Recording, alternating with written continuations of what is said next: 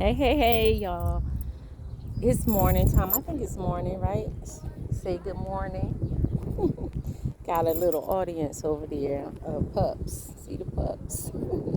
Big boys. Wow, it's a lot of them. Yeah, big boys, pups. I came out here on the water or whatever because I like to uh, ground myself, in nature sometimes and just breathe it all in or whatever.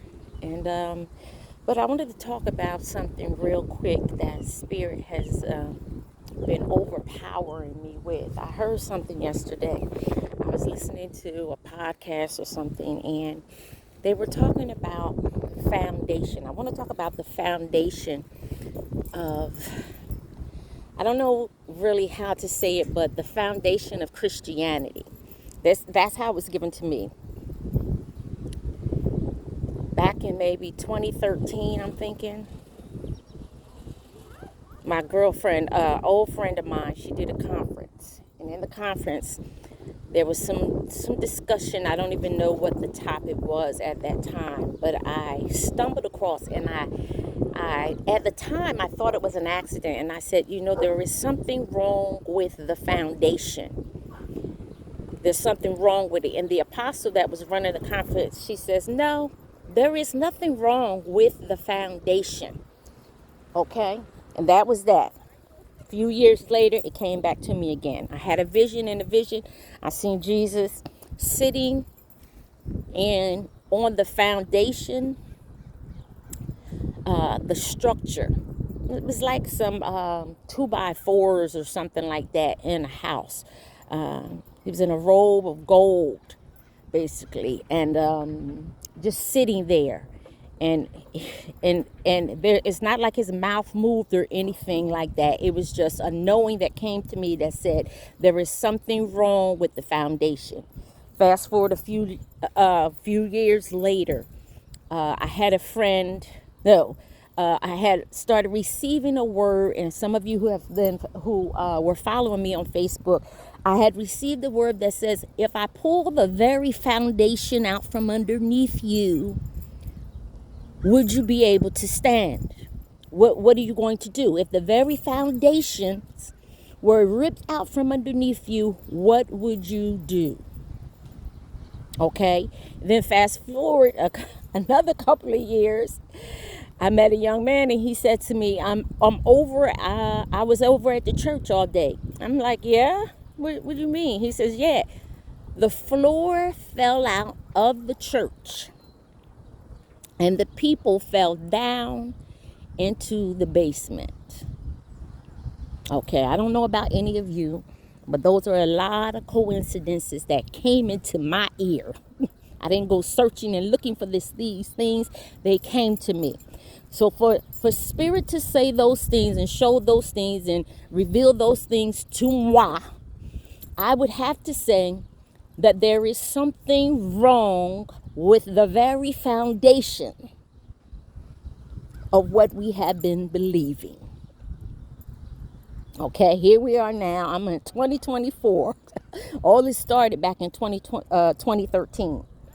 Okay, and so how I've come across it is there is something wrong with the foundation of Christianity as it was taught to us.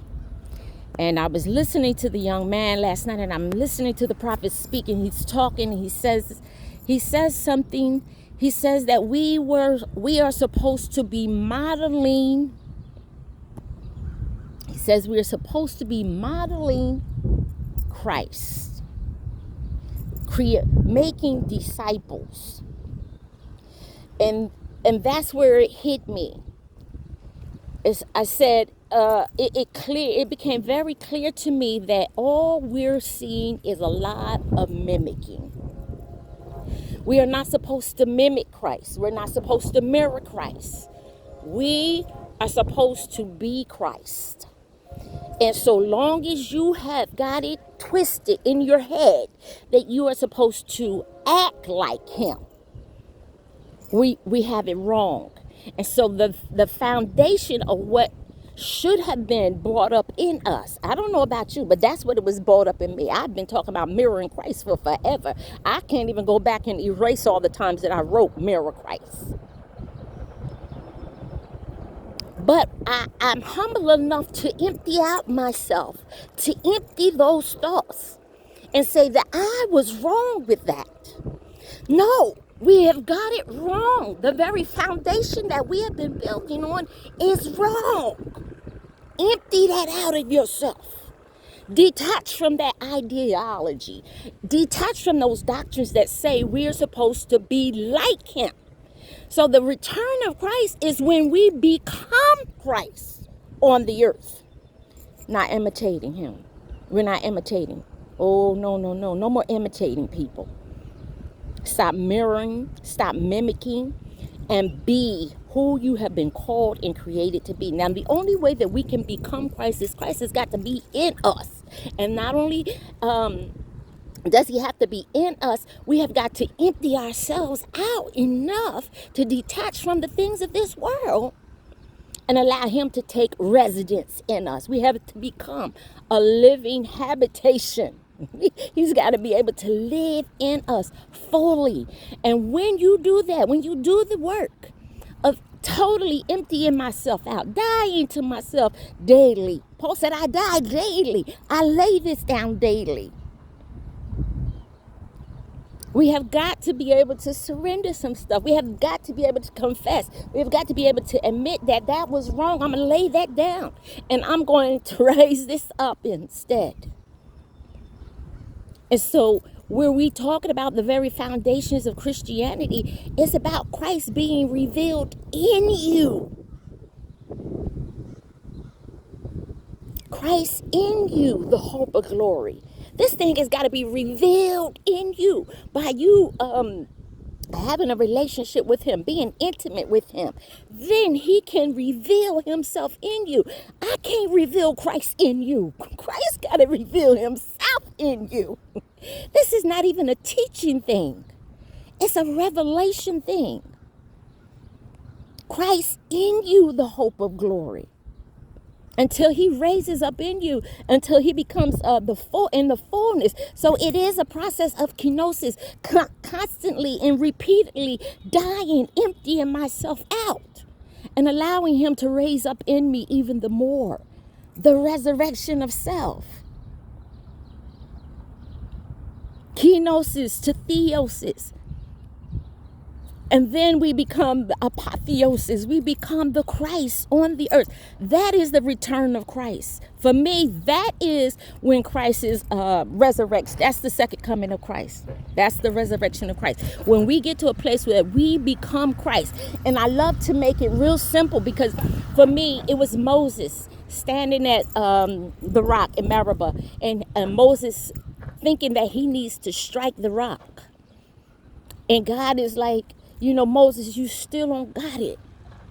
I'm in you, you in me. We are one. When you stand at that rock, the rock should just say, yes, I'm bringing it. Thank you, Moses. I'm bringing the water. I'm bringing it. Just the fact that Moses stood in front of the rock should have brought forth the water without him even saying or doing anything. This is the power that we're about to walk into in this season. And so we want, when you're building, look, let's talk about this foundation. When you're building something, you don't just go lay another foundation on top of a foundation. No, we can't do that. When you are truly building something that you want to last, you have to go and pluck up the very foundation of everything that's there. Tear it down. Pluck it down. The kenosis, tear it down. Empty it. Dig deep. Go deep. And rebuild the very foundation so that it might be able to sustain the weight of what's coming. And what we are about to receive, this understanding and wisdom and revelation that's coming through is raw power. You cannot have people walk up into a church that's built on that previous foundation, come with all this power and glory of the Most High and think that it's going to be able to sustain that weight of an anointing. It cannot sustain the weight. We have got to admit to ourselves that this new era that we're in, this new world, the foundation, that old foundation, got to be plucked up. It cannot sustain the weight of the glory that's going to be upon the sons and daughters of God as they begin to manifest as gods.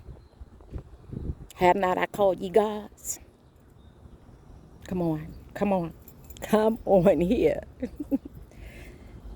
So let us admit where the foundation, there is something wrong in the foundation and the foundation of where we're going.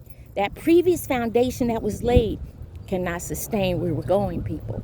The kingdom has come. And it can, that, see, and that's, that I would even venture out to say that it's without walls, without borders. Without walls, without borders.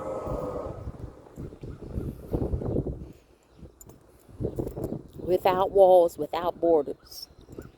That's the kingdom. That's the kingdom that we are entering into. The kingdom has come. A lot of people talk about the kingdom, but a lot of people have not yet received the revelation of the kingdom.